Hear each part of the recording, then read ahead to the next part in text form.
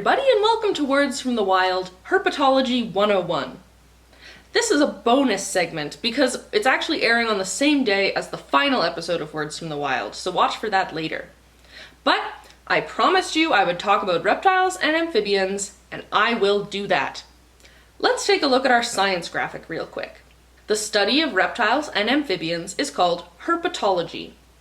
Sometimes people who are really passionate about reptiles and amphibians refer to going looking for them as going herping, or refer to the reptiles and amphibians themselves as herps.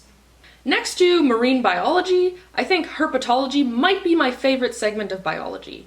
I love reptiles. They are fascinating, especially snakes. And now I know that a lot of people don't like snakes or are afraid of them. So today, in addition to trying to condense herpetology into as short an episode as I can, I'm also going to be busting some snake myths that are simply not true. Are you ready? Let's go!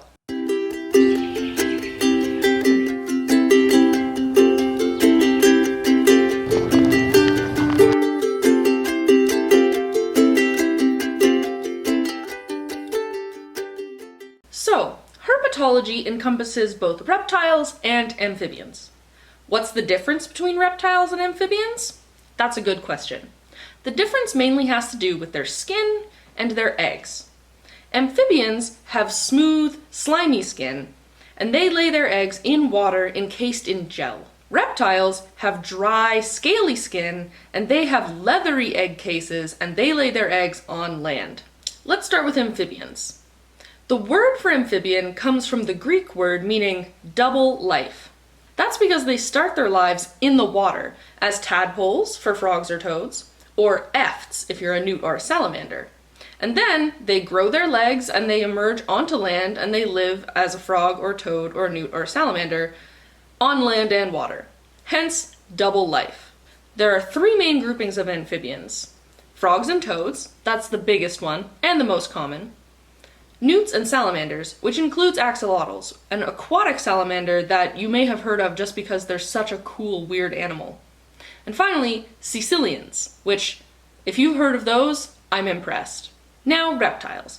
The word for reptile comes from the Latin meaning to creep. Ancient peoples probably used this word to describe the way that reptiles have a low-to-the-ground, slithery motion. Have you noticed that a crocodile walks differently than a cat or a horse or a dog, for example? That's because a reptile's legs are sprawled out on either side of them, like this. They stick out and then they come down. Whereas a mammal's legs stick directly underneath them.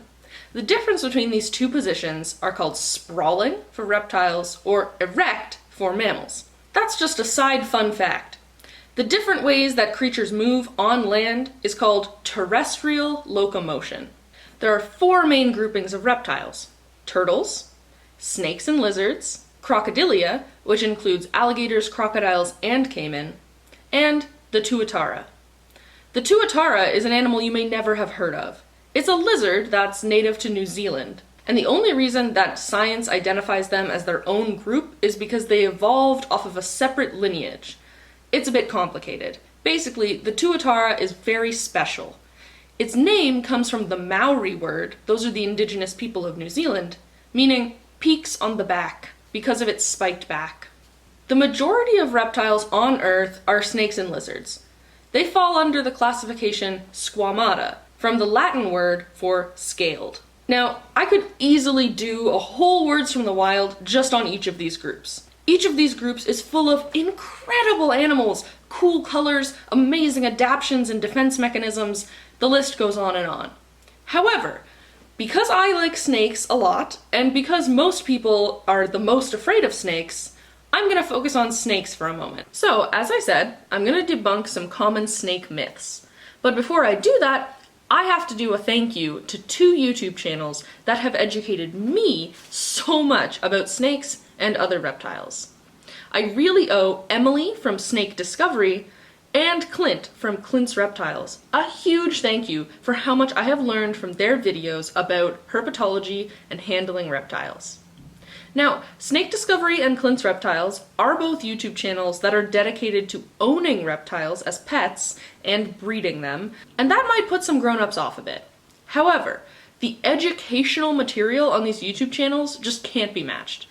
These are two people who really deeply care about herpetology. It is their life's passion. And of course, they want nothing more than for these species to be preserved, protected, and understood. And of course, close-up camera shots of rare snakes and reptiles, that can't be beat either. I have linked both Snake Discovery and Clint's reptiles below, and their content is aimed at all ages, so it should be fine for everybody. So, let's bust some myths about snakes. Myth number 1. Snakes are out to get you. This is completely wrong. There's no such thing as an aggressive snake, only a defensive snake. Snakes are never going to chase you. Snakes are not waiting around hoping someone will walk by so they can bite you. That's simply not how snakes operate. A snake always wants to hide or flee first. That's its first option. If it can't hide or it can't get away, then it'll move on to its warning mechanisms. Many snakes have warnings that are saying to you, hey, back off. I don't want to hurt you, just back up. For example, a rattlesnake's rattle, a cobra hooding up with the hood around its neck. The hognose snake also has a false hood, even though it's not a cobra, it does that too. Some snakes will coil up in a coil and rattle their scales against each other, making a sort of noise.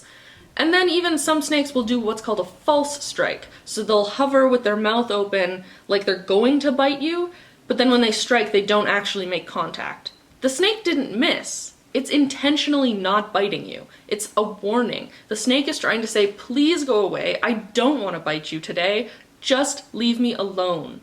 Think of life from the perspective of a snake. It lives on the ground, where everyone else's feet go, and it has no limbs. Its only defense mechanism is its mouth. So snakes are not aggressive, they're not out to get you, they're just afraid of you. So if you see a snake and it's slithering away, or it's staying perfectly still, or it's hissing at you, all of those things are the snake trying to say, please leave me alone. Myth number 2.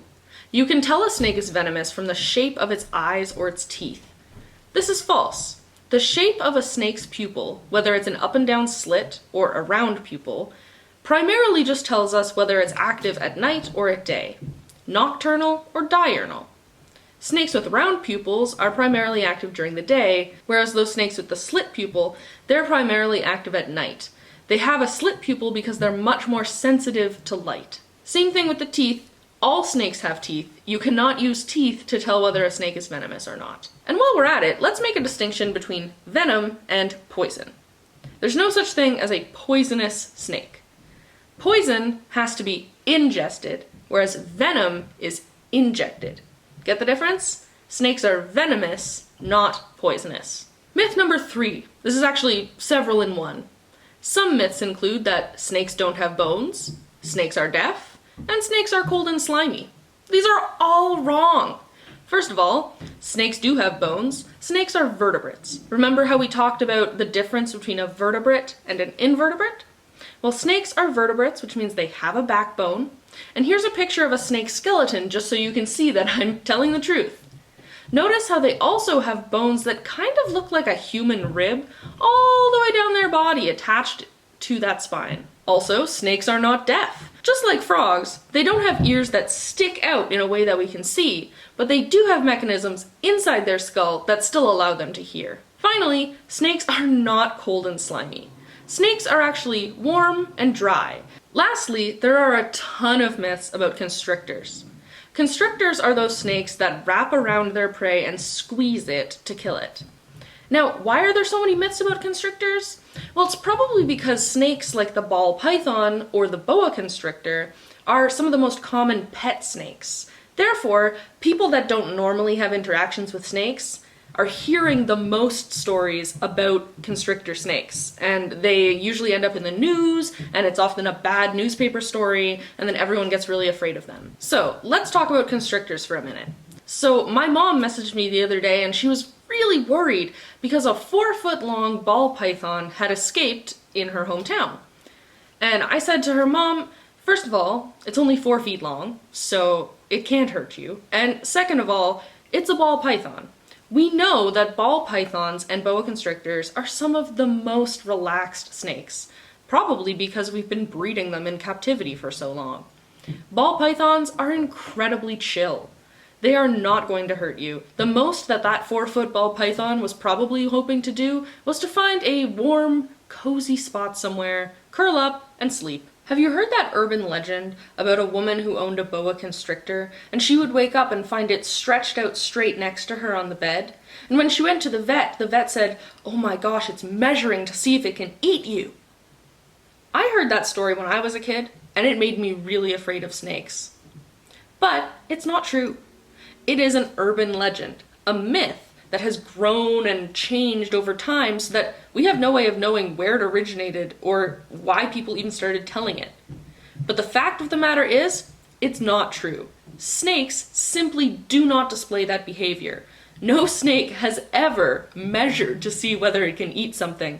To be honest, they're not actually smart enough to think that far ahead. The 4 largest snake species in the world are the green anaconda, the Burmese python, the African rock python, and the reticulated python. All 4 of these snake species can grow to exceed 20 feet in length. That is almost 7 meters long. I personally think having a snake that big anywhere other than a secure conservation facility is insane. And I know that I just said there's no such thing as an aggressive snake, but there is certainly a spectrum of aggressiveness. Those 4 giant snakes are known to be more aggressive and more food reactive than docile species like the ball python. Even experienced snake keepers shy away from things like the green anaconda and the Burmese python. You have to really, really know what you're doing if you're going to keep one of those snakes, and that's why they're primarily found in zoos or other secure facilities.